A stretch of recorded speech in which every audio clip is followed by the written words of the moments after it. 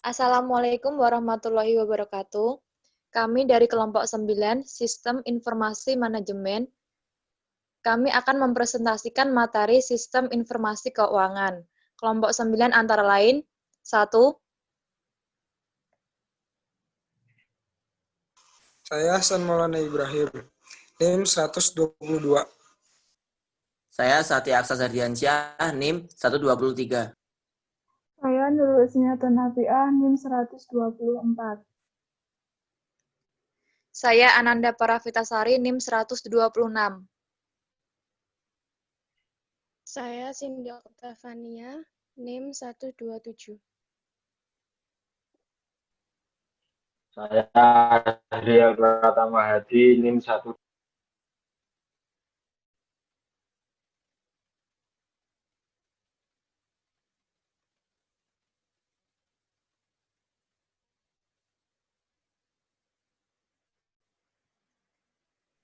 Sistem Informasi Keuangan. Pendahuluan. Mesin Pushcart dan mesin pembukaan Kaidirwan merupakan salah satu alternatif nyata bagi perusahaan besar sebelum adanya komputer. Banyak dipakai dalam fungsi keuangan. Penerapan mesin hanya pada pengolahan data akuntansi dan untuk informasi manajer dan manajer keuangan kurang diperhatikan. Fungsi keuangan berhubungan dengan arus uang yang melalui perusahaan ada dua, yaitu perlu diperoleh uang yang cukup untuk mendukung kegiatan manufaktur, pemasaran, dan kegiatan lainnya. Yang kedua, dana perlu dikendalikan untuk memastikan agar data tersebut digunakan dengan cara yang paling efektif. Manajer dalam perusahaan memiliki tanggung jawab keuangan, misalnya dengan memberikan suatu anggaran operasi dan diharapkan untuk mengendalikan pengeluaran pada biaya yang telah ditentukan. Area dalam lingkungan perusahaan memerlukan informasi yang menjelaskan keadaan keuangan perusahaan. Informasi keuangan juga ditujukan bagi kelompok dan organisasi yang tidak pernah berhubungan langsung dengan perusahaan. Sistem informasi keuangan memenuhi kebutuhan manajer maupun elemen-elemen lingkungan perusahaan atas informasi yang menjelaskan status keuangan perusahaan. Model sistem informasi keuangan. Sistem informasi keuangan disajikan dalam bentuk laporan periodik, laporan khusus, hasil dari simulasi matematika, komunikasi elektronik, dan saran dari sistem. Sistem informasi keuangan berisi subsistem input dan subsistem output. Dua dari subsistem input, sistem informasi akuntansi, dan suatu subsistem yang dikhususkan untuk mengumpulkan intelijen. Sistem informasi fungsional merupakan subsistem output berbagai jenis perangkat lunak yang mengubah isi database menjadi informasi. Subsistem input ketiga audit internal terdiri dari auditor yang menganalisis sistem konseptual perusahaan untuk memastikan bahwa dua data keuangan diproses secara tepat. Tiga subsistem output yang mempengaruhi arus uang perusahaan, yaitu 1. Subsistem peramalan, yaitu memproyeksi kegiatan jangka panjang perusahaan dalam lingkungan ekonomi. Yang kedua, subsistem manajemen dana, yaitu mengelola arus uang, menjaga agar tetap seimbang. Subsistem pengendalian, yaitu memungkinkan manajer untuk menggunakan secara efektif semua jenis sumber daya yang tersedia.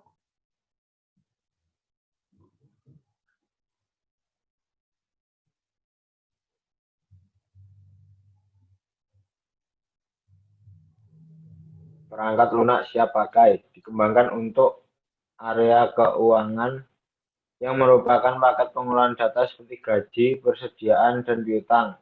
Baris-baris snapshot untuk menggambarkan data keuangan seperti penjualan dan harga pokok penjualan. Dan kolom-kolomnya dapat menggambarkan periode waktu seperti bulan, tahun. Sistem perangkat lunak siap pakai memungkinkan perusahaan kecil mencapai pengendalian keuangan dengan baik tanpa melakukan investasi dalam staf jasa informasi yang besar.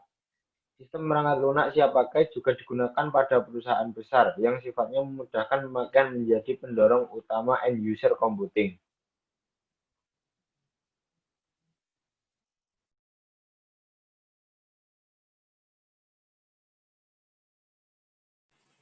Sistem informasi akuntansi. 1. Pentingnya data akuntansi. Data akuntansi menyediakan catatan mengenai segala sesuatu yang berhubungan dengan keuangan yang sering terjadi dalam perusahaan. Catatan berisi menjelaskan apa yang terjadi, kapan terjadi, siapa yang terlibat, dan berapa banyak uang yang terlibat dalam sebuah transaksi.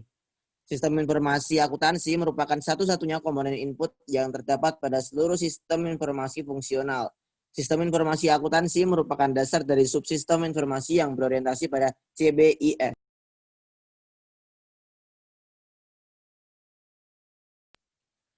Subsistem audit internal. Audit eksternal digunakan dalam perusahaan untuk mengaudit data akuntansinya untuk diuji kebenarannya. Audit internal sebagai subsistem input dari sistem informasi keuangan karena kemampuan untuk mengevaluasi dan memengaruhi operasi perencanaan secara independen dari pandangan keuangan. Dewan Direksi mencakup komite audit, yaitu menentukan tanggung jawab Departemen Audit Internal dan menerima sebagian besar.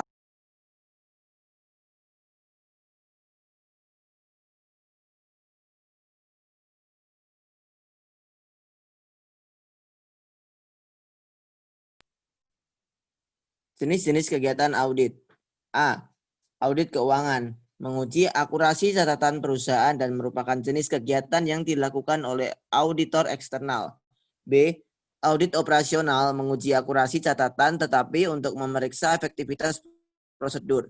Audit operasional merupakan jenis pekerjaan yang dilakukan oleh analisis sistem selama tahap analisis dari siklus hidup sistem. 3 komponen dasar sistem audit operasional meliputi pengendalian yang memadai, efisiensi, ketaatan pada kebijakan perusahaan. C. Audit kesesuaian. Sama seperti audit operasional, kecuali bahwa audit kesesuaian ini berlanjut terus dan menerus. D. Rancangan sistem pengendalian internal. Auditor internal seharusnya berpartisipasi secara aktif dalam pengembangan sistem. Alasannya sebagai berikut. Biaya memperbaiki kesalahan sistem meningkat secara drastis seiring berlangsungnya siklus hidup sistem. Untuk melibatkan auditor internal dalam pengembangan sistem ialah karena mereka memberikan keahlian yang dapat meningkatkan kualitas sistem itu sendiri.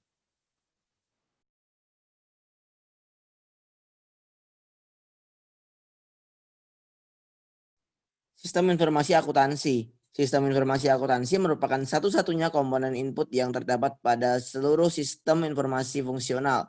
Bukan secara lebih mendasar, sistem informasi akuntansi merupakan dasar yang dasarnya dibangun subsistem informasi yang berorientasi pada CBIS. Jika perusahaan tidak memiliki SIA yang baik, perusahaan itu tidak dapat berharap banyak untuk memiliki SIM, DSS, dan sistem pakar yang baik lainnya.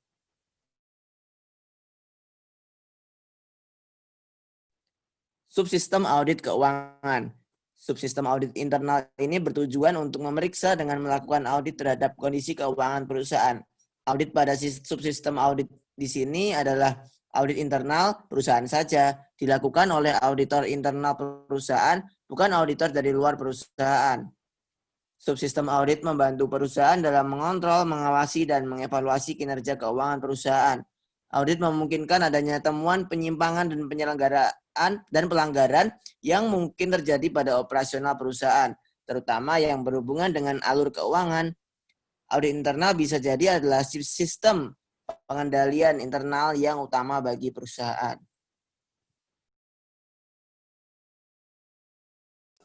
Jenis-jenis kegiatan audit. Pertama, ada audit keuangan. Menguji akurasi catatan perusahaan dan merupakan jenis kegiatan yang dilakukan oleh auditor eksternal. Dalam beberapa penugasan auditor internal bekerja sama dengan auditor eksternal. Audit operasional adalah pengkajian atas setiap bagian organisasi terhadap prosedur, operasi standar, dan metode yang diterapkan suatu organisasi dengan tujuan untuk mengevaluasi efisiensi, efektivitas, dan keekonomisan. Yang ketiga, audit ketaatan adalah proses kerja yang menentukan apakah pihak yang diaudit sudah mengikuti prosedur, standar, dan juga aturan tertentu yang telah ditetapkan oleh pihak yang berwenang.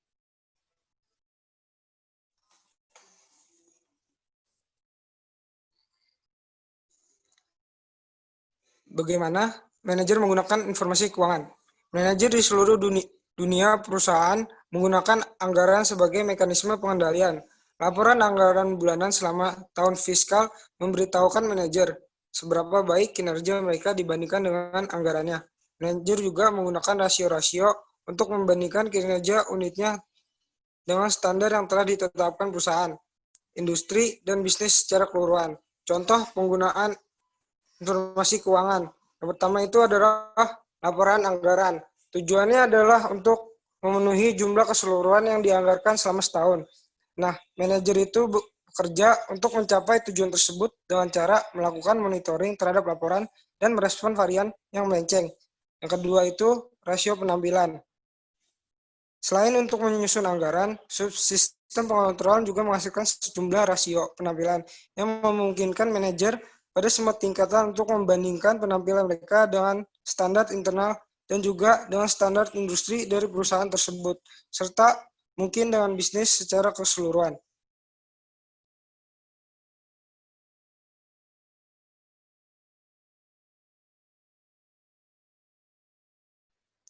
Subsistem intelijen keuangan merupakan mengumpulkan data dan informasi dari elemen-elemen lingkungan yang mempengaruhi arus uang masyarakat keuangan dan pemegang saham.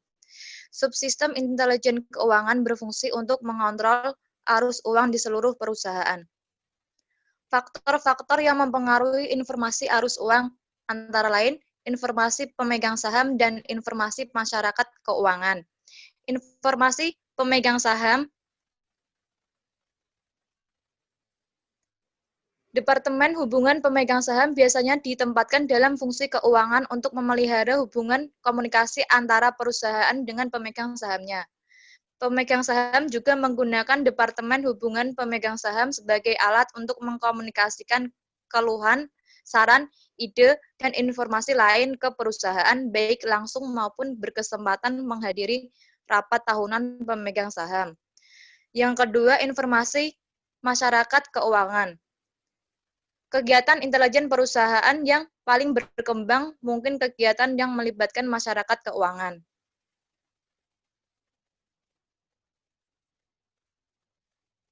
Pengaruh lingkungan pada arus uang. Lingkungan mempunyai pengaruh langsung maupun tidak langsung terhadap arus uang dalam perusahaan. Lingkungan mempunyai pengaruh cara masyarakat keuangan bank, asosiasi tabungan dan pinjaman, perusahaan pinjaman hipotek, dan perusahaan asuransi merespon pemberlakuan undang-undang pemerintah federal ini merupakan pengaruh langsung. Subsistem peramalan. Peramalan merupakan salah satu kegiatan matematis semua dalam bisnis. Peramalan telah dilakukan bertahun-tahun sebelum komputer, yaitu menggunakan kalkulator meja. Komputer memungkinkan peramal membuat perhitungan secara lebih mudah dan cepat. Ada 3 fakta dasar dalam pikiran. A. Semua peramalan merupakan proyeksi dari masa lalu. B. Semua peramalan terdiri dari keputusan semi-struktur. C. Tidak ada teknik peramalan yang sempurna. Peramalan jangka pendek dan jangka panjang. Peramalan jangka pendek dilakukan oleh area-area fungsional. Fungsi pemasaran yaitu mempromosikan penjualan untuk masa depan yang singkat, 1-3 tahun ke depan. Sementara fungsional menggunakan ramalan penjualan sebagai dasar untuk menentukan sumber daya yang dibutuhkannya untuk mendukung tingkat kegiatan yang diproyeksikan. Subsistem pengendalian.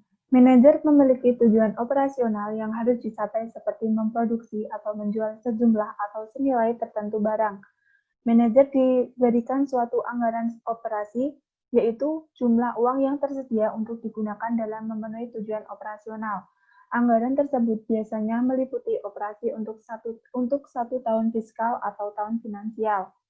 Proses penganggaran. Ada 3 pendekatan umum yang dapat diambil perusahaan dalam menentukan anggaran.